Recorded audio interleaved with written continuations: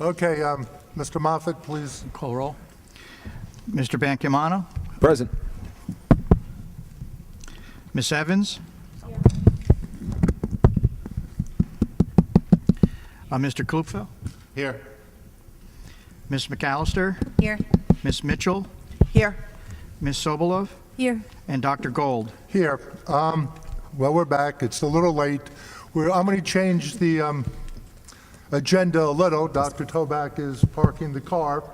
So what we're going to do first is have the nominations and election of our new board member. Mr. Chairman, Yes, I'd like to make a motion, please. to, how should I say this, to appoint Monica Stromwell to the board vacancy.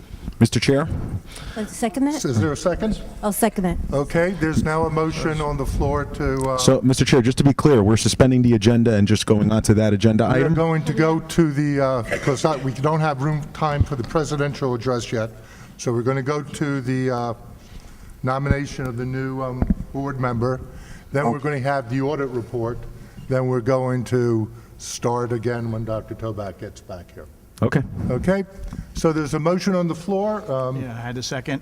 Right. There's a second. You want to say it, so you have it down, Mr. Moffett? Yeah, I have motion by Mr. Klupfel and seconded by Ms. Sobolov. And I could call roll if you like. Okay, and I should have please. discussion. Mr. Biancamano?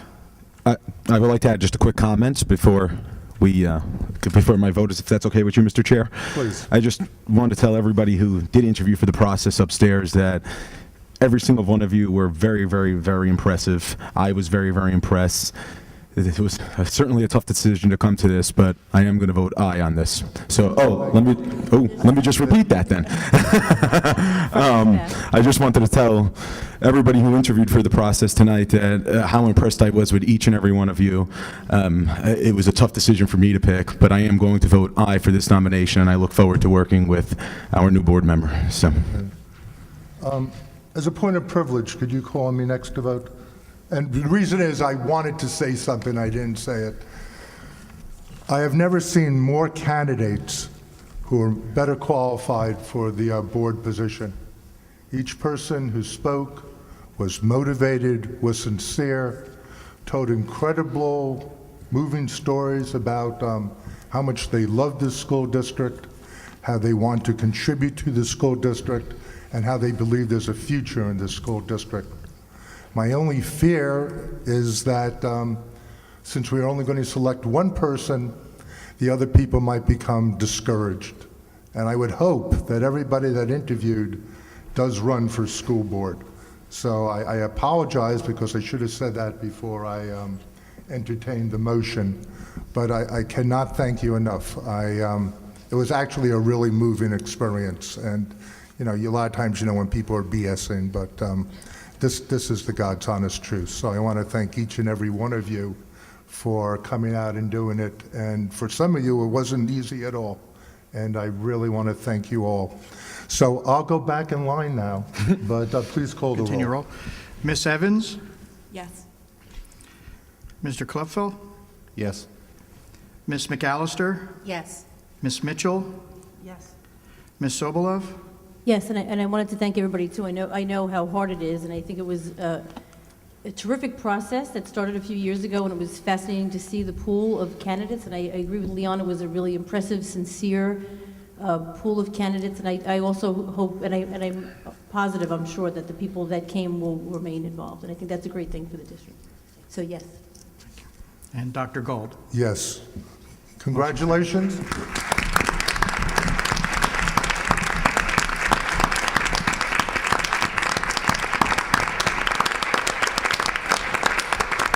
And I believe there'll be a swearing in now. You want to swear her in? Yes.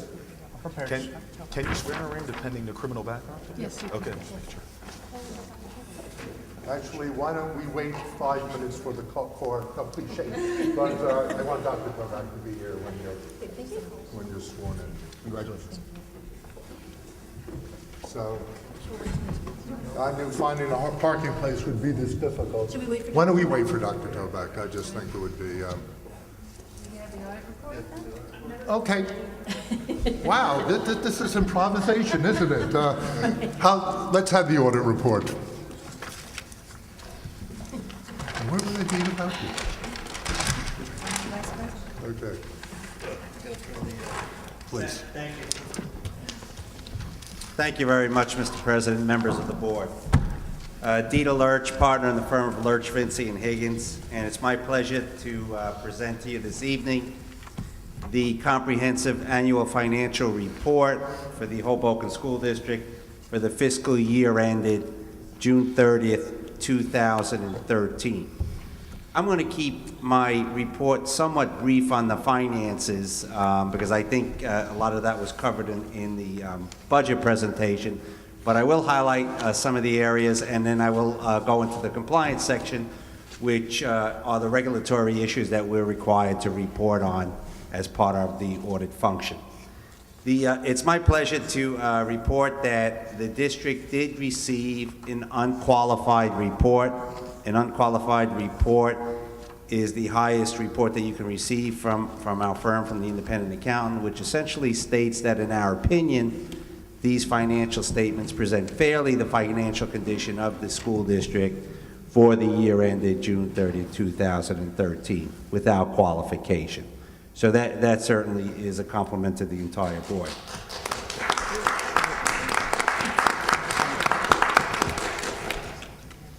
Thank you. The board is, as you just saw, is really big business. The board has, the district, the school district as a whole, has approximately $27 million in assets. $20 million is in your infrastructure, the buildings, the schools that you own, and that's net of depreciation. So the actual cost was much, much greater than the $20 million. The remaining $7 million in assets is really the cash balance that the district has, as well as some receivables that are due and owing to you from the state and federal government. The total operating budget the total revenues of the district-wide on a global was $65,430,000, against which the district spent $64,986,000. So you operated to the good. I mean, quote unquote, a school district doesn't make a profit, but your revenues did exceed your expenditures by $444,000 for the year ended. Under the state constitution, as you were just pointed out, you're required to have a balanced budget, meaning that your revenues are required to equal your expenditures. And the point that I want to make on that issue is it's very difficult for a school district to generate a surplus. Because the only way, because you're not a business for profit, you're not a for-hire business, so the only way you can really generate a surplus on a balanced budget concept is you either have to collect some money that was not budgeted, not anticipated. Very difficult to do because most of your money is state aid and tax levy, so you're not going to get any extra there. You're only going to get some extras in rental of facilities, things of that nature. Very difficult to make a significant amount of money on the revenue side. So the way the Hoboken School District, very similar to most of the districts in the state of New Jersey, actually generate a surplus is by spending less than what was budgeted, really trying to save your dollars throughout the fiscal year. And the school's done a very good job of that, and you've been regenerating $1 million or $1.5 million each and every year. So that's just to tie into that surplus. The surplus of the district, and I just want to touch on it, because the surplus of the district, and I'm going to use it in round numbers, is $2.6 million when we closed on June 30th, 2013. $1.6 million of it has been spent already, because $1.6 million you put back for the taxpayers' benefit for the fiscal year that you're operating in right now, that being the 13-14 school year. You only have $1 million left.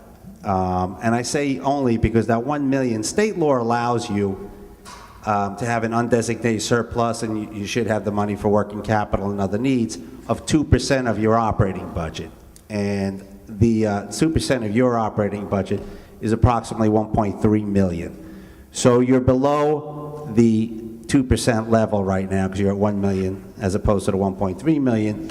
And more importantly, as you move forward, I think your business administrator covered it very well. You have this gap because you had $1.6 million available for the budget this year, and you're not going to have $1.6 million available when you go to construct your 14-15 year budget.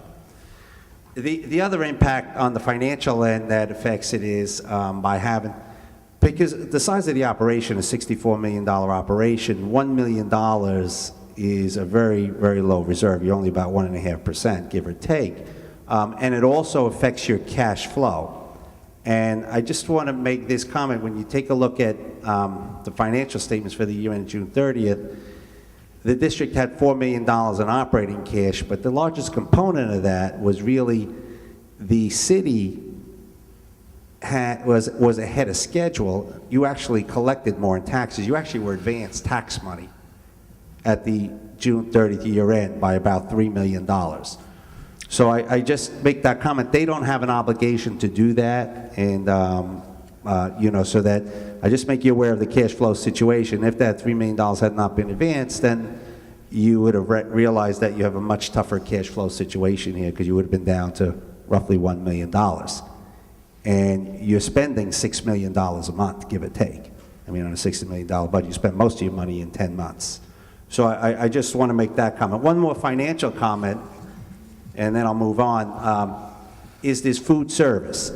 And I want to touch on the food service and just share. Some of the board members have been here for a number of years, and some may not have been here quite as long. The food service, which is a separate operation, it's off budget. So the largest source of income in the food service is really not sales from the students. It's really not the sales that you make at the cash register. The largest revenue that you make is what the federal government reimburses you for every lunch.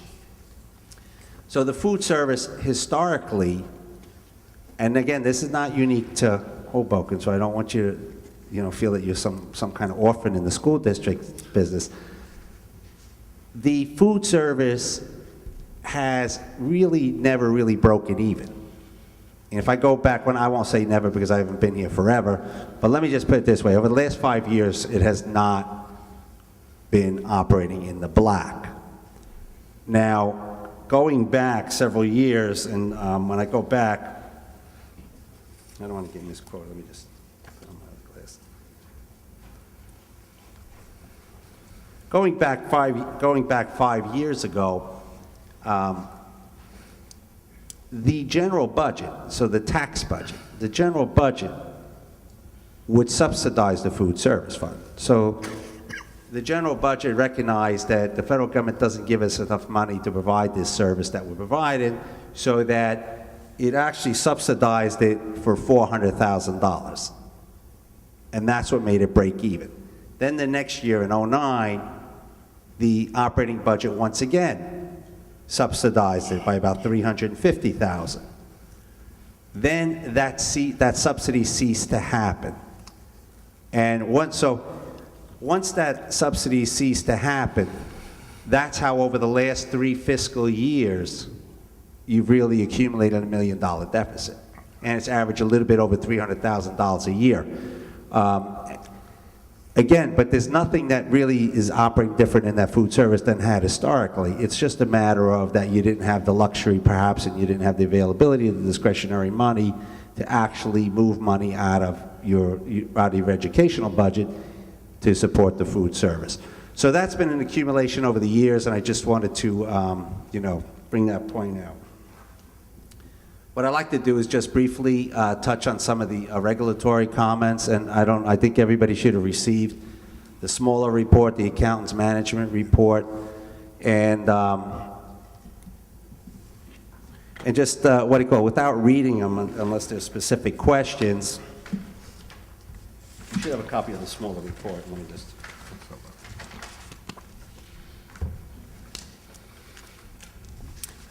Under the financial planning section, we had some administrative comments. One with proper budget functions. That's been rectified.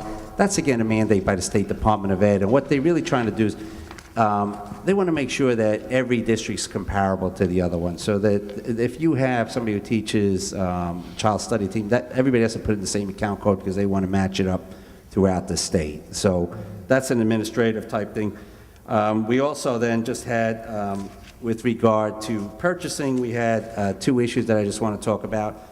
One is there was some purchases made for a vendor that had, if the, where the vendor was paid in excess of $36,000, and the internal administrative staff had indicated that that vendor was on state contract.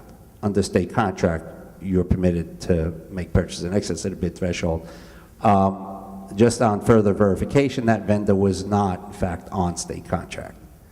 So we did bring that up with the Finance Committee, with the administration. So if that service is going to continue to be procured and that vendor's not on state contract, then it's really incumbent on the business office to bring a public bid document to the board for their consideration.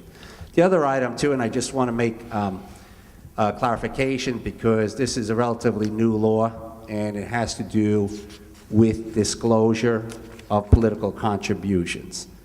And what the statute, and I'm not going to practice attorney, you have a very, very good competent counsel here, but the law provides for window contracts. And what a window contract is, you're allowed to award a contract in excess of $17,500 without going through a fair and open process and with all the disclosures that go with a fair and open contracts.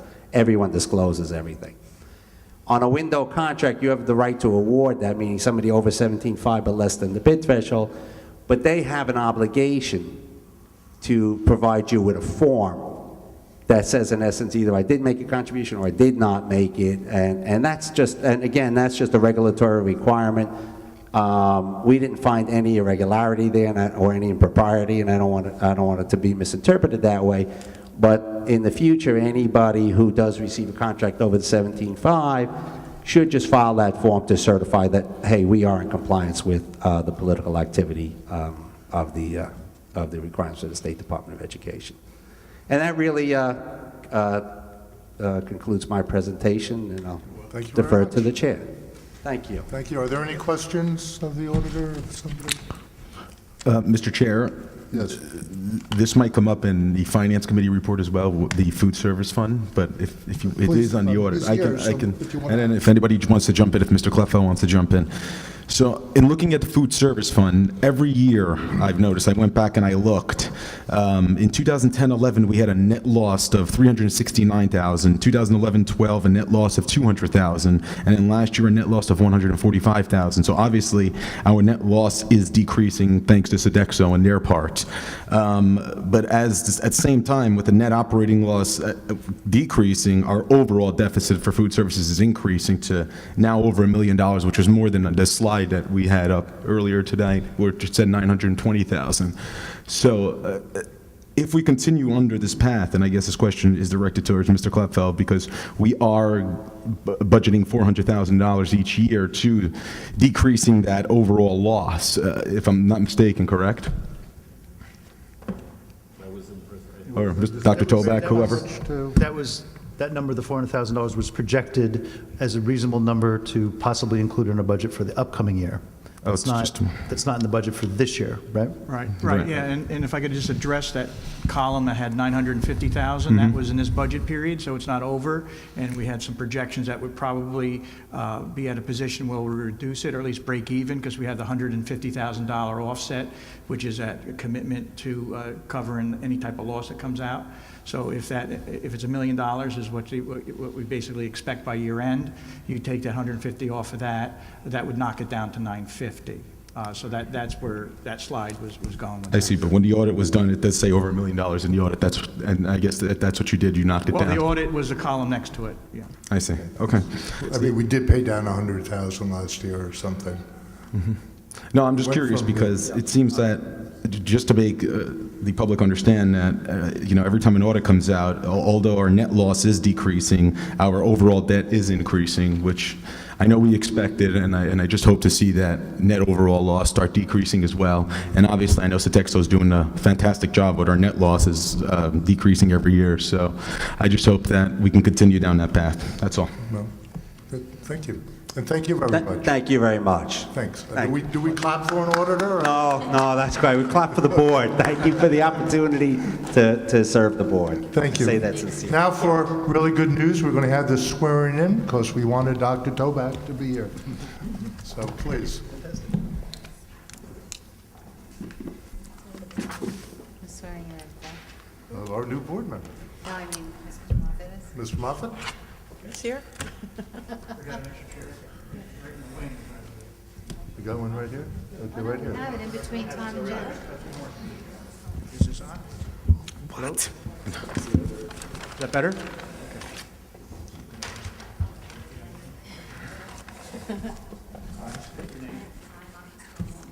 solemnly swear that I will support the Constitution of the United States That I will support the Constitution of the United States and the Constitution of the State of New Jersey, and the Constitution of the State of New Jersey, and that I will bear true faith and that I will bear true faith and allegiance to the same and allegiance to the same and to the government established in the United States and to the government established in the United States and this state and this state under the authority of the people. under the authority of the people. So help me God. So help me God. I, I, state your name, Monica Strongwell, do solemnly swear do solemnly swear that I possess the qualifications prescribed by law that I possess the qualifications prescribed by law for the office of member of a Board of Education, for the office of member of Board of Education, and that I will faithfully, that I will faithfully, impartially, impartially, and justly perform and justly perform all the duties of that office all the duties of that office according to the best of my ability. So help me God. according to the best of my ability, so help me God. Thank you.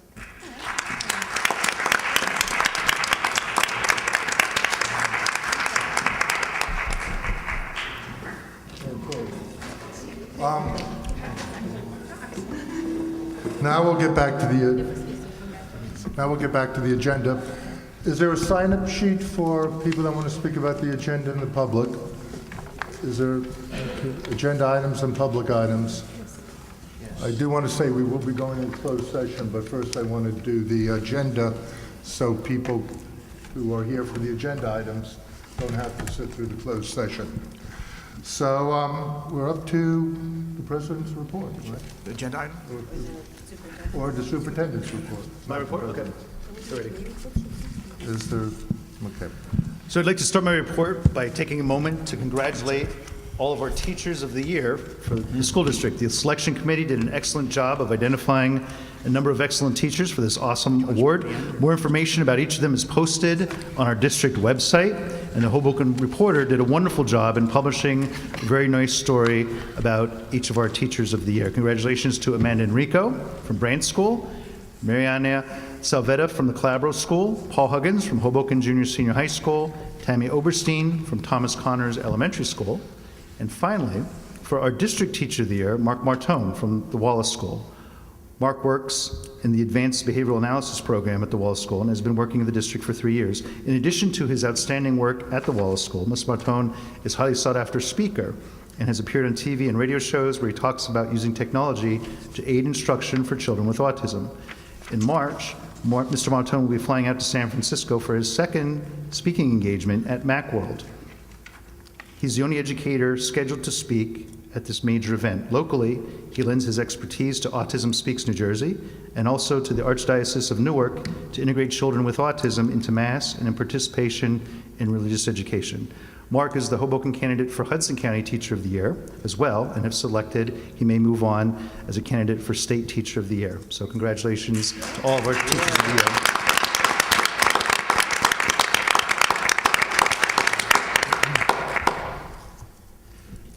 This week is a very busy week in the school district. Students at Hoboken Junior Senior High School completed mid-year exams. At the elementary school, students are completing another round of benchmark testing using our new STAR assessment software. Principals have reported that almost immediately after the benchmark testing is completed, the staff members are looking up statistics about the performance of their students and identifying areas of strength and areas for improvement. The district has never had easy access to student performance data in such a detailed way, so the new software makes all this possible and has been a great investment for the Board of Ed. Congratulations to our students from Hoboken Junior Senior High School for their most successful Harvard Model Congress ever. We will invite them through one of our board meetings, but this year, we had our best year ever because we received 2 awards. So congratulations to Jamie Yoon Hendricks.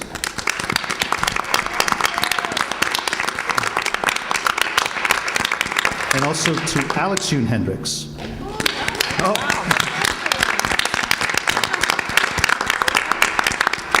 So I'm happy to report that at Connors School this week, the principal's AYP after-school program started today. Mr. Fitzhugh has about 100 of the approximately 200 eligible students in his school already signed up to stay after school and prepare for the New Jersey Ask. The extended day program is designed to address specific skills. On Friday, students are involved in an NJ Ask Academy program. This program is focused on helping students get into proficient range for those students who are partially proficient, but it's also targeted to move more students into advanced proficient status. So knowing Mr. Fitzhugh, I know the program will be an excellent learning opportunity that will make a big difference for the students. The Calabro School 5th grade participated in the One World Super Bowl program yesterday. Went to Liberty Science Center, and over the past 2 weeks, the NFL has sponsored a very nice program where students from all across the United States get together as pen pals. There's leadership training, there's lessons that the teacher delivers. So their pen pals were from Public School 119 in Brooklyn. And so they traveled to Liberty Science Center, participated in fitness activities, there was a character education seminar, and finally they had a chance to meet some of the New York Giants. So the students also appeared on TV yesterday, and all this will be posted on the district website. I think it may be there already. So a very exciting thing for the students at Calabro School. Starting on February 7th, the high school students will be putting on their production of a new musical in the district, the 25th annual Putnam County Spelling Bee. All residents are invited, and we look forward to another excellent musical from the high school students. And another reminder about a guidance activity that's going to be taking place in February. For all of our junior parents, the high school guidance department is holding a college planning night. That's February 27th. Also a reminder for parents, please check your calendars because there are a number of open house events scheduled in the coming weeks for preschool and kindergarten students. And then the final part of my report is a required report. I'm going to talk to you a little bit about the EVVRS, or the Electronic Violence and Vandalism Reporting System. So, board members, you have a copy of our EVVRS report. You have our statistics. You have our multi-year trends. I don't have a copy, so you have to give me a second. Have some here.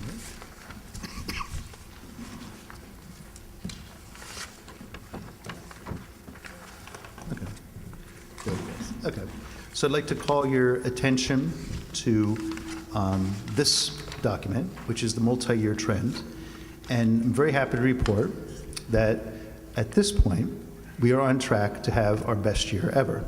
So we have 21 incidents for the first half of our reporting period. So this reporting period, we have 21 different incidents.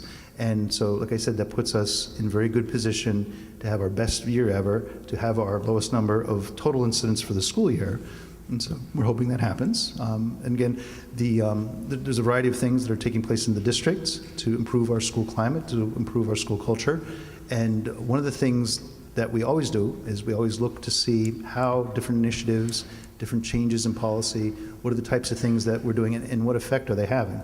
So next month, a high school principal will be talking about the culture at Hoboken High School, and particularly she's going to talk about the impact of the new dress code. So that's something that's important to look at, something the board put in place this year, and we're going to hear a little bit more about how that affects the culture at Hoboken High School.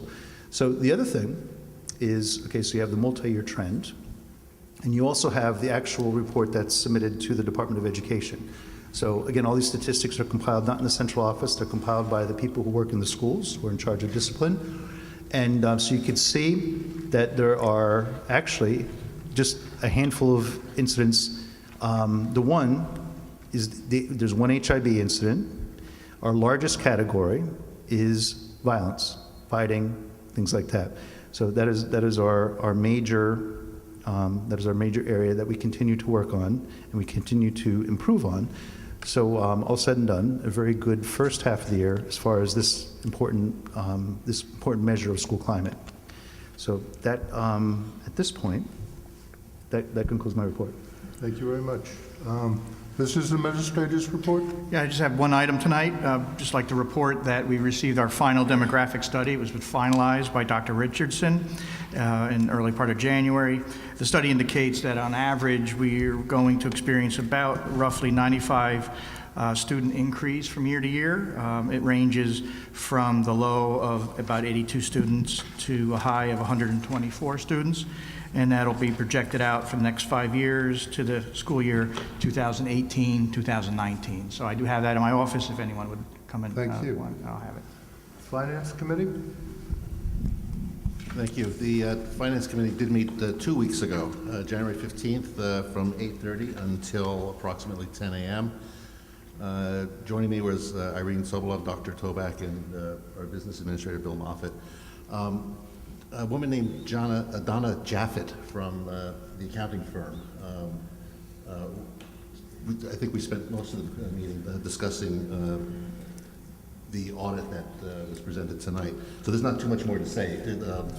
Mr. Lurch was here to make the same presentation.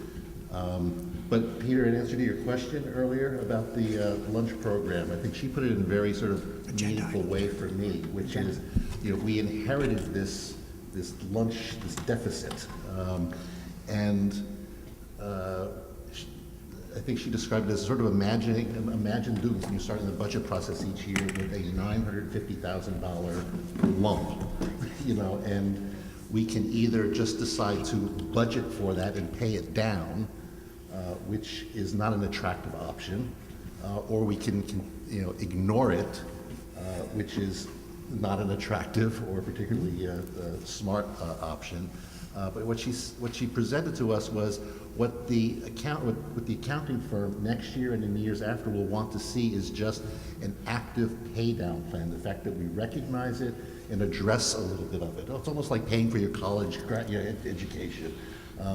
Pay what you wish, but you must pay something every year, and that's what will continue to get us a sort of an unqualified report in the future, that we're not ignoring it, but that we recognize it and somehow, dig away at it until it disappears, whether that takes 2 years, 3 years, 4 years. She didn't specify. She said you just take action on it. So we spent most of the time talking about that. We did review all the agenda items, and as I pointed out in my committee report to the board, there were just 2 things on the agenda I did want to point out that might cause some questions. One is item 12.08, the approval of purchase from Middlesex Regional Education Services Commission, approved vendor. It doesn't specifically say it in the motion, but it is the first purchase under the Hurricane Sandy New Jersey Relief Fund, what we in-house call the UAE grant. So it's not all the money, it's some of the money. It's the first part that's being for, I think, Wi-Fi network at Connors. 12.08 is the finance agenda item. There will be more expenses towards that, but the name isn't clear, but I think we can be happy to see that. And the second was just a kind of an odd thing, 12.11. There's a long list of vendors and check amounts. Those are old checks that the district has issued but have never been presented to a bank for payment. And it just seems to be, we were curious about it. As Mr. Moffett explained, it's just good practice to kind of clean up every now and then. So what they have done, what the business office is doing, is simply voiding those checks. We still owe that money, and if and when someone comes forward and says, what about that money you owe me, we can say, well, here's another check. But we can't just have checks just floating around that are 2 or 3 or more years old. So these are all from payments from 2012 that just being voided, and if and when they show up again, we'll pay them. Great. Okay? Thank you. And efforts have been made to track them down, or reasonable, but there we go. Yes, please. Governance? Leon was absent at the governance meeting. Was myself, Tom, Mr. Klupfeld, Ms. Sobolov, and Ms. Evans. And we discussed the items that are on the agenda, as well as some personnel issues. And in order to give board members as much time as possible, I sent out information about those items very quickly on, I believe, Friday, after I got permission from Dr. Toback, so that board members could contact Dr. Toback about, important issues. So that was governance. And should I do curriculum? That's what I was hoping you would do. Curriculum, at the curriculum meeting was myself, Ms. Sobolov, and Ms. Mitchell. And I'm just going to, there are no curriculum instruction items on the agenda this week, and I'm going to save a lot of my comments for next meeting because I forgot my notes. However, I did want to mention that a lot of the meeting we spent talking about the Professional Development Day, that the meeting was on the eve of. As the parents that are here know, we had one of those no school professional development in-service days 2 Wednesdays ago, and Ms. Balknight described the events that were going on for the teachers. She talked about the level of excitement that the teachers had about being able to attend the professional development. They had fantastic attendance at the professional development day. I mean, teachers can still, if necessary, they can be ill on that day, but they had excellent attendance, and it was really, really well received. And it's wonderful that the administration did such a wonderful job planning, and that our teachers were so interested in coming and learning and becoming better educators. And so it was a great, successful day. So I just wanted to mention that, but I promise in 2 weeks to give you the information of the other subjects that we discussed. We will be having a curriculum committee meeting next Tuesday at 5:30, and that again is always open to the public. Thank you. Thank you. Athletics and performing arts? Yes. Is this on? Hello? Yeah, you're on. The Athletic and Performing Arts Committee met on January 15th. In attendance was myself, Dr. Hernandez, and Ms. Mitchell. On the athletics, we discussed a few things. The Hoboken High School boys varsity basketball team won the holiday tournament, which is a kind of a fun competition around 4 New Jersey high schools, so congrats to them. Championship rings and jackets were discussed for the football team. A combination of district and donated funds are being explored. Winter participation was discussed. There are currently 134 students participating in basketball, track, cheering, swimming, and bowling. The cheering was discussed. The cheerleaders are currently performing at the football and basketball games, and the squad has grown and really strengthened. If anybody's seen them at the games, they know that. They are now exploring the possibility of entering cheering competitions themselves, which is nice. Performing arts rehearsals are ongoing, as Dr. Toback mentioned, for the 25th Annual Putnam County Spelling Bee on February 7th, 8th, and 9th. The district is once again reaching out to the senior services to arrange for some of our senior citizens to attend the show. The Hoboken High School Drama Department will be holding a theater games on February 20th, 25th, 26th, and 27th, where high school students are coming to the elementary schools, and it's going to be kind of a fun after-school activity, and it's a fundraiser. And then I wanted to ask, just for I know it's late, but I wanted to report on a member of the Hoboken High School Student-Based Youth Center Community Liaison Board, which is a big name. It's a community board that brings the community together to help support initiatives at the high school. So there's just a couple of things I thought they were kind of interesting that the public might want to know. There's a small but successful voluntary pilot project has begun pairing up junior high school students with high school mentors, which I think is a terrific program. And there's about 10 partnerships, I believe, have started. There's an ongoing career lunch series where members of the community in a specific career area come and have lunch with the students, and it's kind of an organized but a very informal setting. The recent one was healthcare. 2 days from now is careers in fashion. Then there'll be forensic in law and career in sport. So if anybody has an interest in volunteering for that, it's a very small time commitment, about an hour and a half. It's very fun. The bigger day, Junior Prep Day, which is a very successful all-day event with 50 to 60 community volunteers, will be, I thought I wrote the date down. It's in its 11th year. I think it's April 3rd, but I'll check on that.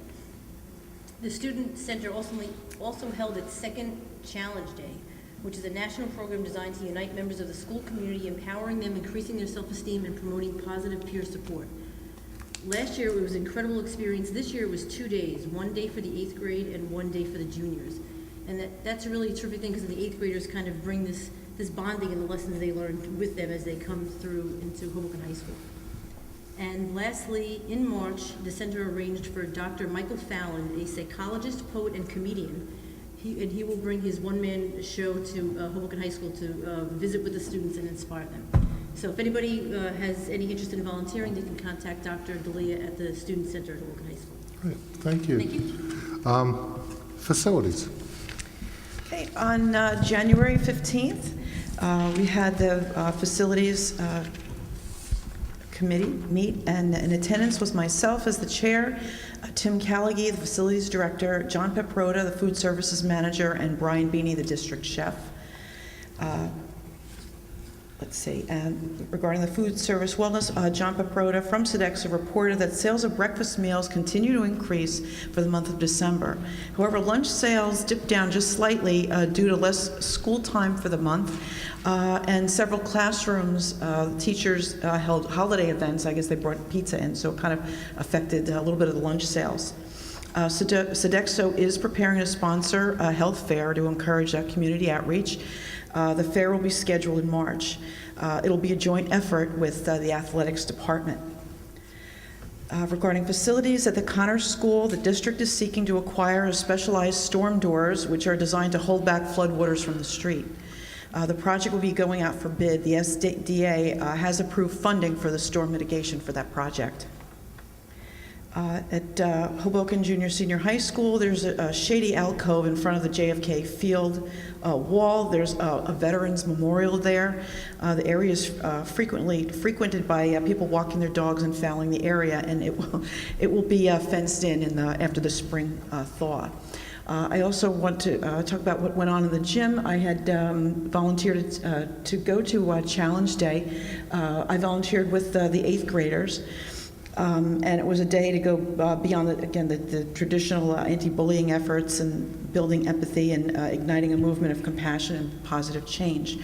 Many of the 8th graders were skeptical at first, with lots of eye rolls and grimaces, but by the end of the day, everyone was fully engaged in the exercises. It was a rejuvenating and exhausting experience. I'd like to give a shout out for Miss Elizabeth, an 8th grader. She was absolutely bright student, young woman who was mature beyond her years. I admire her courage and poise in the face of adversity, and you've made another friend. That's my report. Thank you.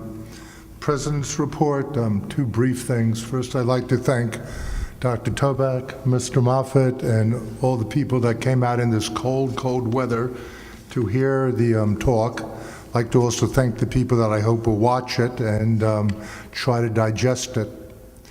Since it's January and might as well start off the new year, the presentation showed that we have a lot of hard choices, and it's not going to be, I don't think it's going to be a particularly pleasant year coming up. So I'd like to say now, though, I'd like to thank all the teachers, I'd like to thank all the staff, I'd like to thank all the administrators. I want you to know that the board truly appreciates everything you've done for the school. I don't want you to think, not for a second, that we don't know how hard you've been working to implement Dr. Toback's and your suggestions on how to improve the school system. I don't want you to think we don't know how appreciative parents are of the bus drivers who take care of the children, or the administrative assistants that guide the parents and guide the children throughout the day. As I said, I think you have to realize that we really do appreciate what you're going through, and I think based on the budget presentation, I think you see some of the problems that we're going to be facing, and I really hope we can just work on it together and it'll work out okay. So we could say it now because there's nothing else going on. So I really want to thank you all and want you to know it's from the bottom of every member of the board's heart. I can read minds now, but it's true. What I like to do now is ask Does any board member want to talk about anything before we go to the... I just have, Yes. if this is the time for a question regarding the committee reports, because Mr. Klepfeld touched up on the food services again, and I'm just trying to digest this even more right now. Mr. Moffett, if you can help as well. So 2012, 2013, we had a net loss of $145,000, and in that year, I believe the budget, we didn't budget any money to reduce that debt, correct? There was no reserve. There was no reserve to reduce that debt. So therefore, if we continue under this pattern, we did allocate some money this year's budget, I believe it's $200,000 or Roughly 400, yeah, 150. $150,000, that's correct, yeah. Then we actually will be in the black then, if the net operating losses continues in the trend that it's continuing. So we could probably decrease the overall debt then, am I not? Yeah, Okay. no, I think that we'd love to see that happen. If the reserve is more than we need, then that would go down to pay the accumulated portion. So you're right, that would then be used for that reduction. Okay, great. I just want the further understanding of it. Thank you so much, Mr. Chairman. Thank you. What we'll do now is we'll have the public portion, well then, for the agenda items. So we'll have the agenda items, we'll vote on the agenda. Out of respect for all of you people who came here, I'm going to do the public portion then. Then we're going to break into closed session. Can I do that? There are some agenda items that you can't vote on. What? There are some agenda items that you can't vote on right now. We have to go into closed session? It's necessary. You can vote on everything except for. Okay. So we're going to vote, there's some items we can't vote on, and you're going to tell us which ones they are. It would be 1220, 1220, number 3. number 3. Okay, who's signed up for the public portion of the agenda items? I have 3 speakers tonight, Ms. Waiters, Mr. Murray, and Mr. Oland. Do you have your clock, or do you want to use my... The clock.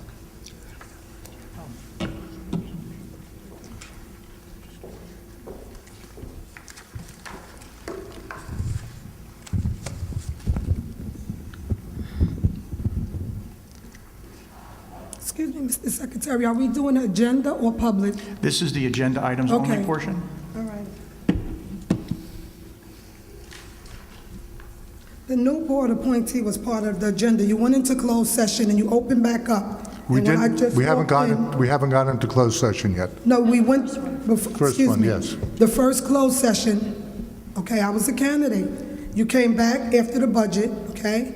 And I received the call, and when I walked in, you was continuing, you opened back up, you continued the meeting, so the swearing in was part of the public portion, am I right?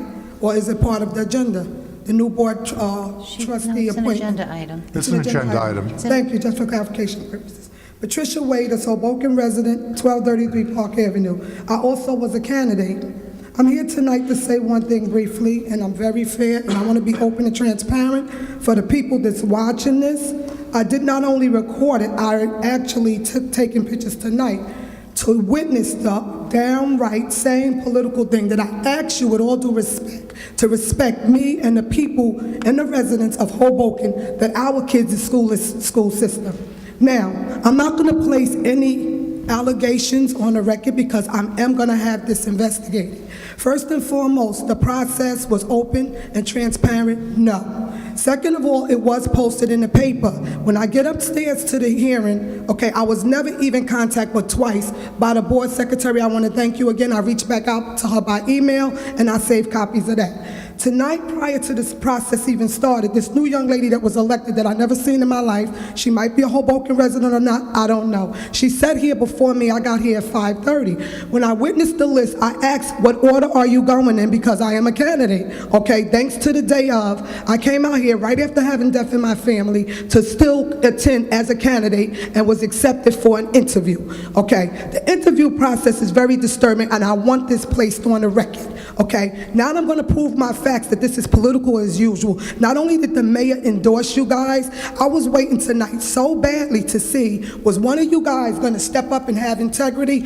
and let your friend go? In a situation like this, we the citizens and we the parents with our kids in the school system is suffering an impact. I have things in writing things in writing for the past 6 years. When you questioned me upstairs during my interview, first after trying to be intimidated, okay, with that we got the majority, call a vote anyway. I came tonight because pretty much I know the decision was made, okay, and to see Mr. Olin, one of the candidates, twice run for the board and pull out of the election, okay, when you want to talk about integrity, that's embarrassing. You as a body, you shouldn't have even considered him, okay, because we know for fact, and we got it on record, that it was a deal cut for him to pull out of the election, okay? So I want this placed on the record tonight, because you all went under oath, including you tonight, and you took an oath to act under the authority of the people and with dignity and integrity, okay? And this is embarrassing. It's a smack in the face to the public. It's a smack in the face to the African Americans, because I told you nicely in my interview, give us a chance. We have no representation for the black community here. We have no representation for the Latino community here. You could call it the race card if you want, but it's being played. And after today, okay, I will be presenting in my investigation documentation to show you numerous letters, okay, way back since the 70s and 80s, and the same thing going on in 2014 with this board, okay? I will be questioning Mr. Farina and subpoenaing him as a president, Mr. Garcia, and other people that served on this board that could vouch with me that I'm not giving an opportunity, because this is pure who we got the majority political bullying. This is what this is. And I do want an explanation why you felt that I wasn't a good candidate. I am entitled to that, okay? And the same paper that you gave me, Dr. Toback, that I worked with so hard and thought you were so fair, and I even asked you, when you came here over 4 or 5 years ago, I sat in this auditorium with Miss Griffin and everybody else, when they came in for their form, for the superintendent form, I asked you to be fair. I said, let's eliminate the politics. I sat with you before the last election. Yes, it was recorded, and I'm gonna let you hear your own statements.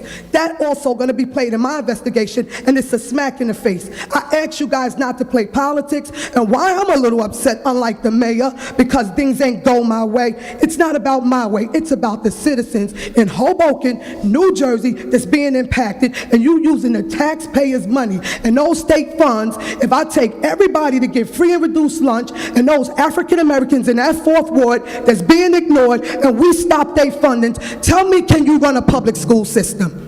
Tell me the honest truth. You know you cannot run a public school system. We have been forgotten so long, and I looked in each and every one of your faces, and I asked you, just hold integrity this time, okay? Hold integrity and be honest and do what's right for this board. No, you didn't do it, okay? Every day I walk the street with you, Ms. Sobel, you disappoint not only me, the kids that go to Wallace. You literally stopped speaking to me before the election, okay? And all of this is proven. I'm not standing up here placing allegations. Like I told you, I will be presenting facts. It broke my heart.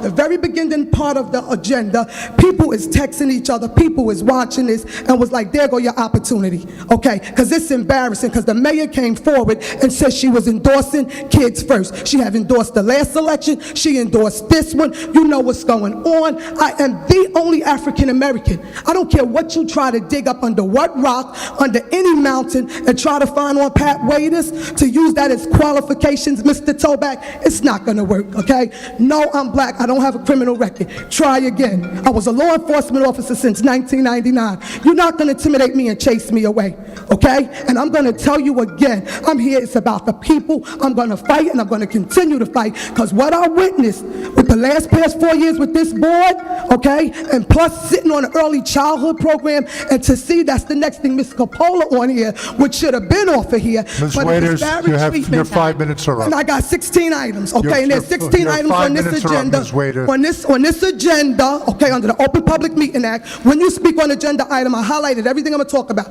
and it's all in relation, Mr. Gold. Ms. Waiters, thank you your so 5 much. minutes. Ms. Coppola, when I worked for the early childhood, mothers complained, we got it in writing, where they was treated with Ms. disparate Waiters, treatment. your 5 minutes is up. Right, no, the truth hurt, Your Mr. 5 Gold. minutes Mr. is Gold, up. I still have agenda items. You can speak, I have We're going to 14 have a agenda 3-minute items. recess.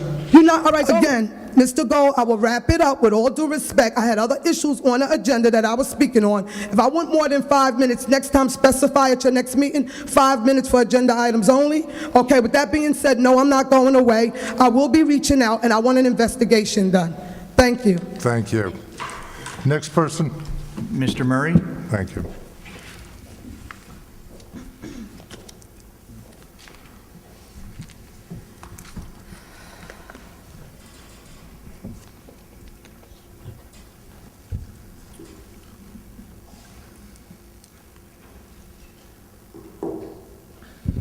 Brian Murray, 701 Monroe Street. I guess I'll stand over here. Yeah, you can pull it over. That'll be easier. Is it, the bottom hits. I'm going to only speak on agenda items on this point. But first, my congratulations to the new board member. I hope that you will fill the role of Mr. Garcia with a very independent voice. My first agenda item is actually the violence report that Mr. Toback provided today. Many of the people I encounter have children, and they're deciding whether or not to send them to the junior high school. Recently we had the report that Hoboken had the 9th most violent school district within the state. It would be refreshing to hear a report that not only talks about the best year we've had ever, but really how are we going to address where we are within the rankings, whether you believe them or not, but that's what's out there, and how do we make a safe environment for the children and for those parents that are considering putting their children there, and really what steps are going to be taken to provide that safe environment, in what time frame, and by what measure do we consider it a safe environment? What are those end-all metrics? So that would be my first point on the agenda item. And then the second piece is a point that I believe you're going into executive session for, which I've noticed that the Director of Early Childhood Education is being transferred to a position as a first grade teacher. This is a person that currently manages maybe 1,000 or so students, maybe more, about 1,000 of the pre-K students and the kindergarten students, and it's a very prestigious position. It looks like that person's to be terminated before the end of the school year. And, I think that the public deserves a right to understand what the transition plan is, and, is this a reflection, is she being scapegoated for the catastrophe that happened over the summer where those pre-K students weren't placed until the beginning of the school year? What's really going on here when somebody at this level basically gets pushed aside with really no notice and no explanation that the public can understand? And again, what's the backfill on this, and what's the real plan going forward? Thank you. Thank you. Thank you, Brian. Next speaker is Mr. Olin. Mr. Olin, please.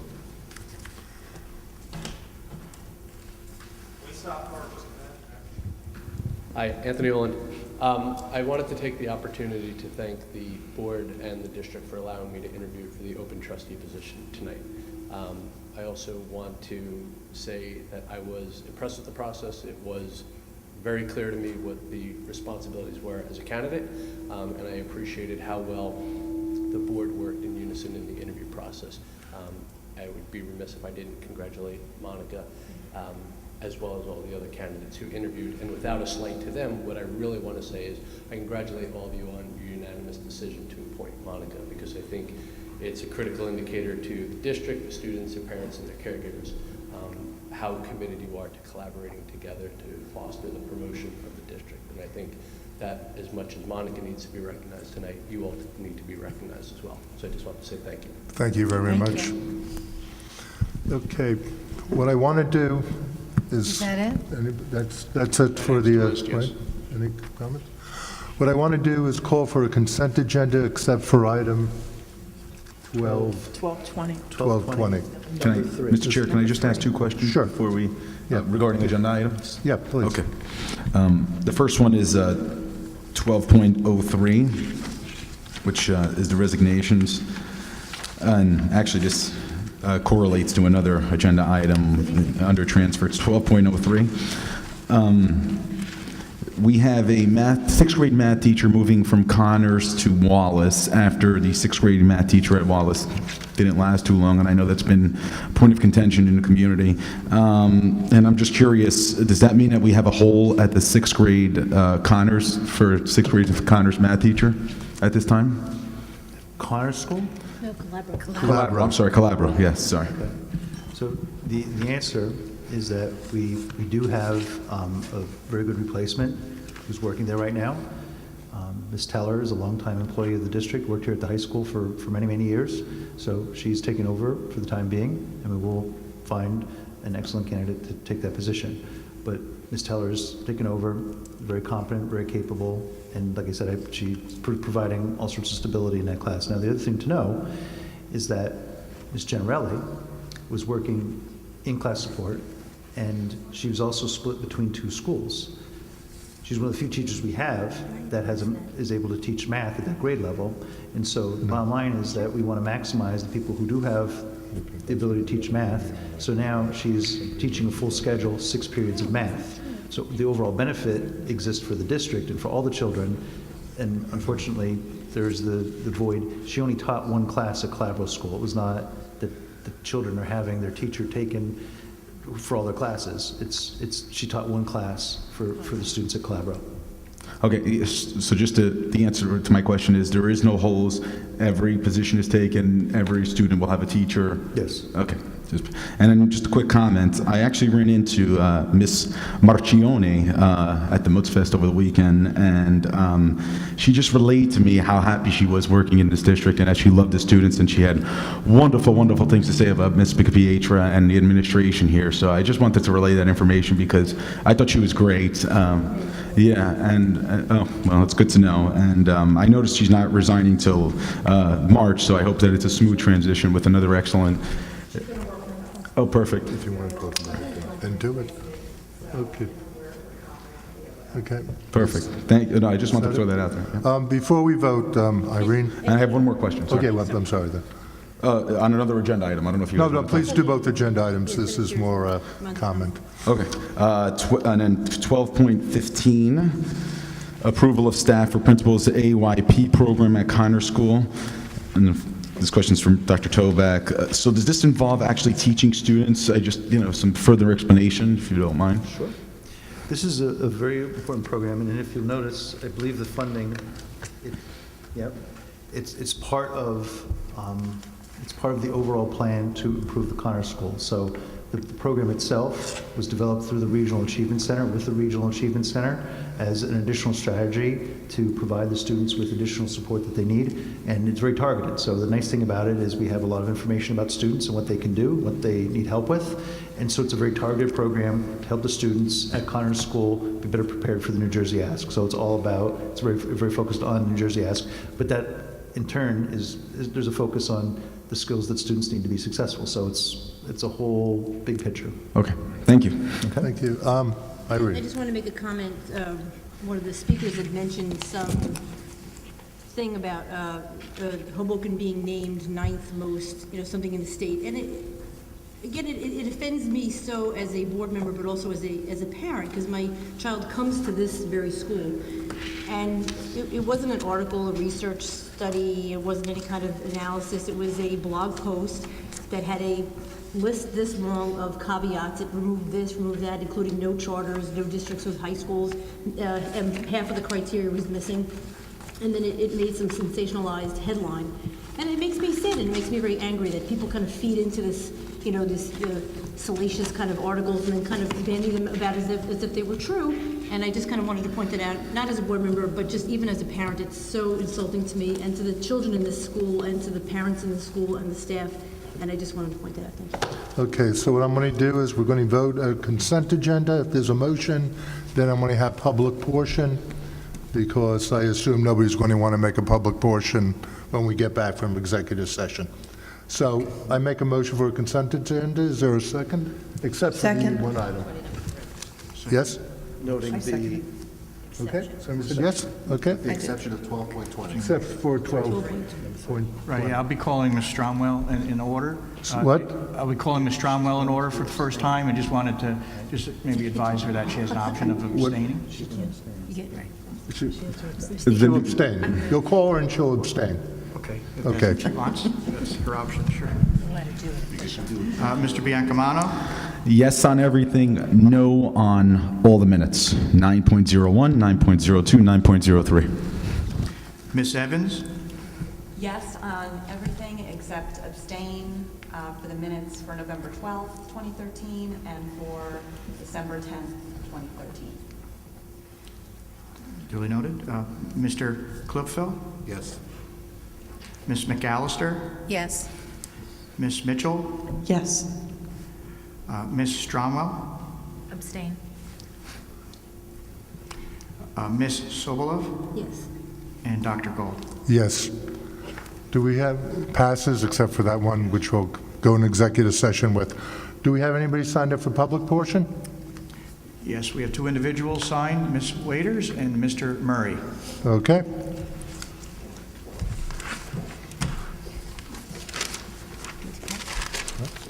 Mr. Murray, I need you to put your tape on for 5 minutes, please. Patricia Waiters, again, all I'm gonna focus on the fact, because I know the public is interested in what's going on. I want a thorough investigation done, because these people that live in this city, the African, and I'm asking this board tonight as a government body, without the mayor's support or the mayor's input, okay? Because I'm gonna start with the state. The State Board of Education. I will be writing a formal complaint, not a letter, a complaint, the way the process went, and not just that. I don't feel that the students should be impacted by little dirty politics in Hoboken.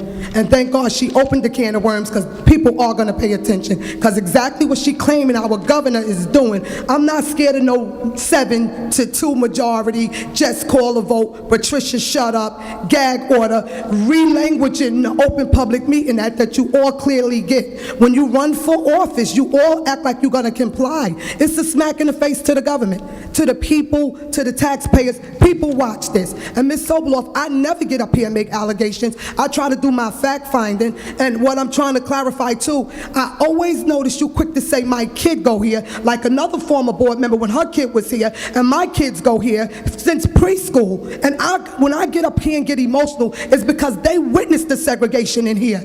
Okay, they live in their skin. I'm here all the time, and not just for my kids. All Hoboken kids is my kids. I got 6 cases of documents that I timestamp. Ms. Pino, I try to work with administration on all levels, on all issues, and I have documentation, okay? And I'm proud to say that I can prove everything I stand here and say. Okay, it breaks my heart when a kid tell me homeschooling. It breaks my heart when a kid say, well, Patricia, I'm gonna drop out. It breaks my heart when I see the disparate treatment, okay? And a couple of years ago, you had the nerve to pull a special meeting. I'm not gonna say the individual, it wasn't an African American, and you pulled a special meeting over a bullying situation. You know how many kids is being bullied every day in this school system? And that broke my heart. I let that go. I said, well, maybe let me get on this board and be their voice, okay? I attend that meeting. And it touched my heart. It wasn't noticed, it wasn't nothing. Okay, I attended the meeting, and it was supposed to be made public, and when I heard what was on the agenda, one parent complained, and it was friends of a board member. So this is why people get upset. This is why people get upset when you say, my kid go to the school, but if you come to the school, the kid is being pacified, is being singled out, is in every act of the play, and they're being treated very differently. Not you, Ms. Sobolov, just listen to what I'm saying. So when you be quick, as a board member, what you're supposed to refrain from doing, and treat your kids different, remember the Jersey City lawsuit, it shouldn't be done. So be careful when you're quick to say, well, look at my kid, and I'm gonna take your very same kid and compare him with my kid to go to this school, and you tell me why I get emotional. You tell me why Mr. Murray get up here and say, well, I'm concerned about my 5th grader and my 6th grader. Our kids is not getting the very same treatment your kids are getting, okay? And what I'm gonna tell you is I'm a straight shooter, and I told you that, Dr. Toback. When things go on and I witness them, I stand at this microphone with pride and confidence, so when a jury or judge subpoena you guys, I'm gonna say, here go my facts, okay? Because I'm really fed up. And tonight I was hoping, I'm serious, I said, watch this gonna be change in Hoboken. At least somebody make history, because it hurts my stomach to see paperwork I got from 1962, 1978, that I retrieved, and the same exact thing happening in 2014. I'm wrapping it up, and I'm gonna start my investigation. Thank you. Thank you. Next speaker, please. Mr. Murray?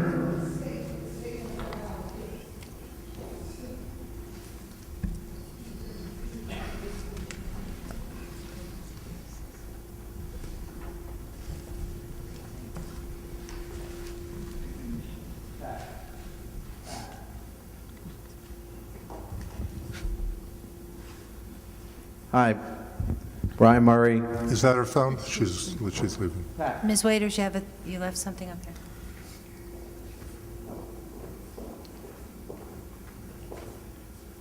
Brian Murray, 701 Monroe Street.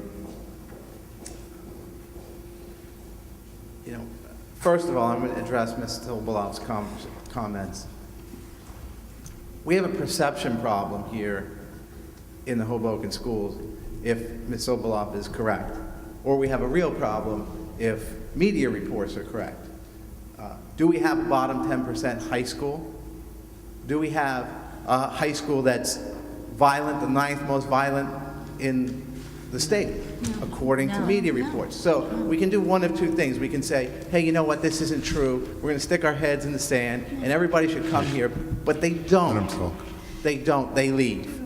They leave because they think it's violent, and they know they're not getting the kind of education they can get other places.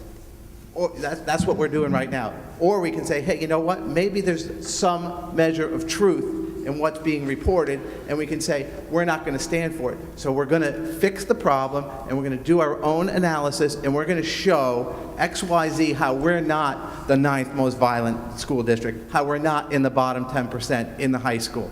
And we're going to actually improve, and we're going to measure it, and we're going to show, hey, Brian Murray's wrong. The Wall Street Journal is wrong. The blog that reported it is wrong. Everybody's wrong. This is right. But without the facts, all you're doing is saying, hey, you got to believe me. And you know what? Parents don't believe you. They don't believe you. They leave. The ones that stay, yeah, the 5 people that sit here in the audience time after time again, maybe your friends believe you, but the 95 people for every 5 that stay here that move, they don't believe you. Now that's a problem. The other point that I wanted to address tonight was about the budget, which we're going to have lots of fun and discussions about that in the future. And Mr. Moffett, I don't wish your job on anyone, but you know, I think what our major fundamental challenge with presenting this budget is that we're really talking about cost. Everything is about cost. How much does it cost per pupil? How much does it cost for this and that? And what parents want to see, what taxpayers want to see, is value. What's the value that people are getting, not what the cost is. Everything is about cost and value.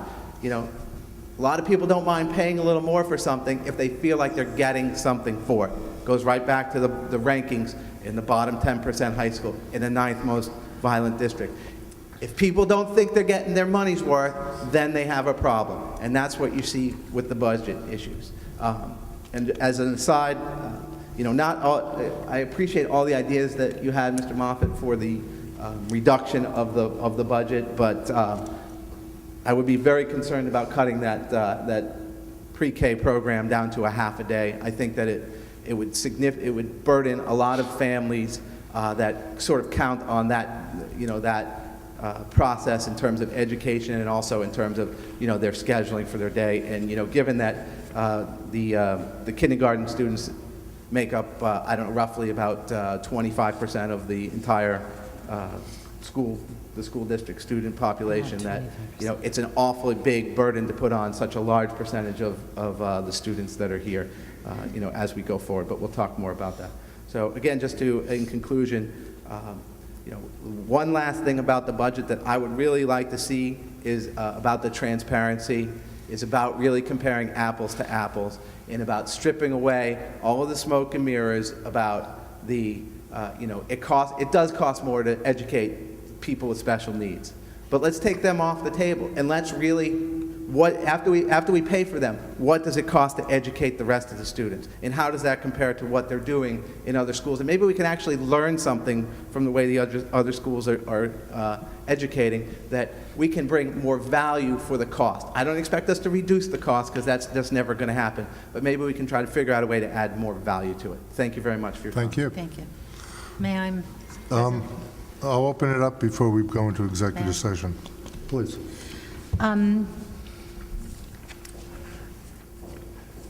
I think one of the nice things about this trend report is that it does show the trend and where we're going. One of the other things that I want to remind the public is that we have an administration that reports every single incident. If you look at this report in the Jersey City high schools, and I don't want to be, I shouldn't have used a town's name, but I've looked at this report and they don't report any vandalism. Yet I drive by the building and I notice a new pretty picture on the side of the building that was not done by the art department. So it's very clear that urban areas tend to underreport.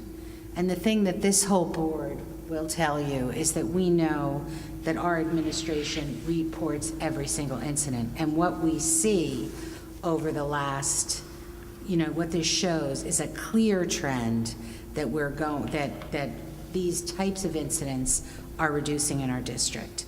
That report, that blog was completely incorrect.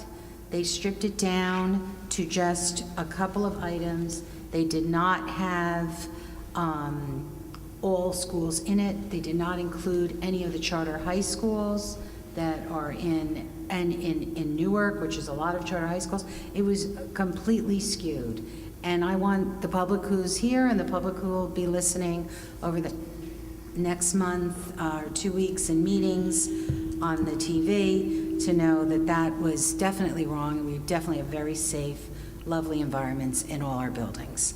As far as the budget presentation goes, I want to thank Dr. Toback and Mr. Moffett for putting so much time into that, as well as the Finance Department. Finance Committee also helped with that. And I just wanted to remind the public that that list that Mr. Moffett had, which I think Mr. Murray is absolutely correct. There's some things on that list which are suggested ways to reduce costs that are very unacceptable. They're very things that I just can never imagine us doing. Like, for instance, when I saw that half-day kindergarten, I almost fell out of the chair. I mean, these are just numbers, I believe, that were used to show what kind of things have to be done to get significant savings. And that's the biggest problem with the budget. I mean, even doing something that feels so drastic, like going to a half-day kindergarten, was only resulting in a $300,000 save. And to the layman, that might feel like a couple of $1 million save. So I think that these were just ideas that were out there, and that the public should see that this is just a way of a very experienced business administrator educating not the public and also the board that aren't on the Finance Committee to understand what we need, what the kind of things that need to be done to do the kind of budget reduction that the layman public wants to see, feels that the board should be able to do easily. So with that, thank you for listening. Anything else? Okay, I want to make a motion, we go into executive session. Motion? Second. Okay, we're now out of executive session, and I'm going to ask our lawyer to read us an item that's going to be a live agenda item. At the recommendation of the superintendent, the board hereby resolves to abolish the position of Director of Early Childhood and to create the position of Principal with additional responsibilities over the Early Childhood program. I move it. Second. Please call the vote. Second was Irene seconded. I don't know, sounded like Really loud. Very loud. Mr. Biancamano, Aye. Sorry, guys. Miss Evans, Yes. Mr. Klugfeld, Yes. Miss McAllister, Yes. Miss Mitchell, Yes. Miss Sobolov, Miss Stromwell, Yes. and Dr. Gold. Yes. Now I'd like us to vote on the agenda item that we polled. 1220, number 3. Which, 1220, number 3. So I'd like to vote on agenda item 1223. Is that 12? 20, number 20. 12? No, number 3. Thank you. I move it. Second. Okay. Okay, Mr. Which will say my name? Call roll. Mr. Biancamano. Aye. Miss Evans, Yes. Mr. Klugfeld, Yes. Miss McAllister, Yes. Miss Mitchell, Yes. Miss Stromwell, Yes. and Miss Sobolov, Yes. and Dr. Gold. Yes. I'd now like to make a meeting that the meeting is adjourned. A motion Second. that the meeting is adjourned. Yes? Aye. Okay.